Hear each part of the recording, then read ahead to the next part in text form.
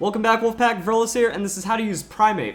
Primeape is actually a pretty decent Pokemon for its stats. You have 105 attack, which isn't bad. Not the best, but not bad. And 95 speed, which is workable. You can throw a Choice Scarf on it, you can go with that Jolly Nature, and you can make the Pokemon work out pretty well. You don't have too much for defenses or hit points. That's starting to be a trend out in this little land of Pokemon. But overall, it looks like you got a pretty good Pokemon. You can use it as a revenge killer, or you just try to get some good setup into it, and you can turn it into something pretty strong. So Primeape is a pure fighting type, which means you're weak against Flying, Psychic, and Fairy, resistant to Rock, Bug, and Dark. Also, if we're just looking at like all these pure typings, it's really good, I feel, with the way that this How to Use series is going, that you can kind of re-soak in all of the typings, just kind of like see it on paper, you know, how they combine, because like those singular typings are pretty strong. I mean, 3 weaknesses for 3 resistance trade, not bad. A lot of neutrals, and then it's just cool to see how all these things interact. I just gotta keep making a point of it, and Primeape, even though you're not going to be using this defensively or even offensively that much, Fairy brings a nice little twist into it, and overall, everything looks pretty cool. So hopping into Pokemon Showdown, we're going to find out how to use Primeape, and the best thing I can come up with is Choice Scarf. That you go with that Adamant Nature, and at level 50 you get some good stats on that Adamant Nature.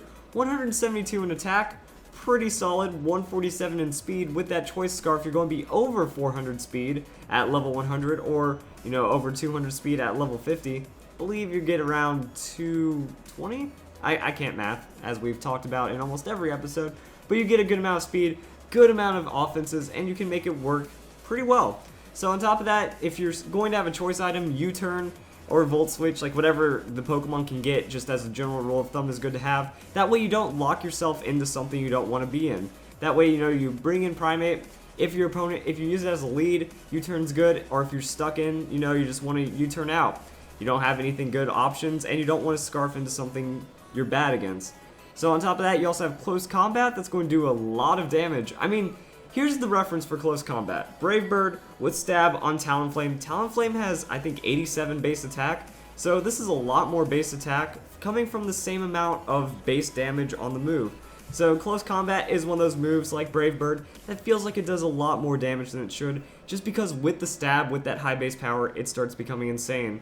Rockslide is a good coverage move against those flying types. Generally, flying Pokemon are going to be faster against you, but is something you might want to consider carrying. And Poison Jab, you are weak against fairies. It's also good to carry something super effective against them as well. On top of that, we can look at this Primeape. Seed Bomb, Ice Punch, Night Slash, Fire Punch. You have a lot of coverage options on Primeape, which is actually pretty crazy. You have Dark, Grass, Ice, Fire. A lot of these are transfer moves, but we're starting to get to the point where Oras looks like it's probably going to have a move tutor. And on top of that, you know, transfer Pokemon are allowed in non-VGC play, and since this isn't a VGC Pokemon, just bring it to Battle Spot and all that.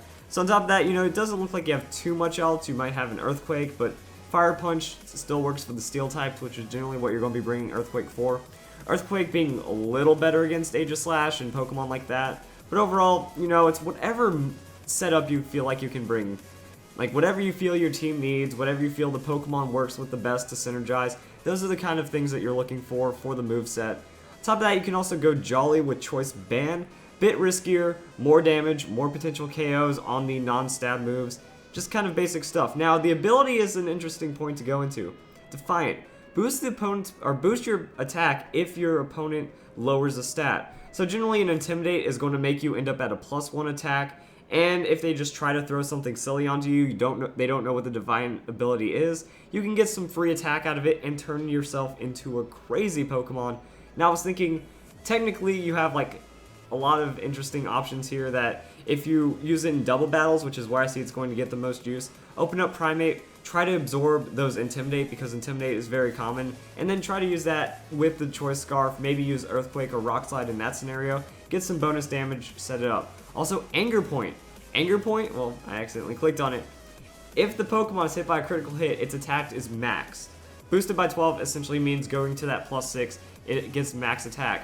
Now you can set this up with free guaranteed critical hit moves, and then now you have a max attack, slightly weakened Primeape, but if you play your speed priority right, you know, you go with a Frostlass that can use Frost Breath, you generally have a lot of speed and a max attack that you can use with that Rockslide, with that setup. Also just kind of works just in case you somehow survive a chance crit. Even though Primeape's frail, you know, strange things happen in this game. I can't really come up with anything. I don't see you surviving a chance crit, but in a controlled environment, Anger Point can work in doubles. On top of that, other ideas for Primeape can go with a Life Orb, and if you go with the Life Orb, it does give you other options. Power Up Punch. If you use Primeape as a revenge killer for Power Up Punch, you bring it in, you know, it's a 1 or low hit point Pokemon, use Power Up Punch to secure the KO. Now you're at a +1. You're going to have that jolly nature, so your speed is going to be pretty good. Then again, your moveset, you can do whatever you want with it. Also with Encore, this does give you that opportunity to, you know, if you know your opponent is locked into something, you feel you can outspeed them, you set up the Encore, that gives you free power-up punches, a free switch, and then just more prediction on the damage. And that's pretty much all I've got for Primeape. So, you can go for some double battle shenanigans and some single battle reliability. Nothing too gimmicky, nothing too off the wall, but just a decent reliable Pokemon that can do some pretty standard things, but it can work out pretty well. It's mostly, wow, I just got beaten down by a Primeape, is what your opponent could be saying.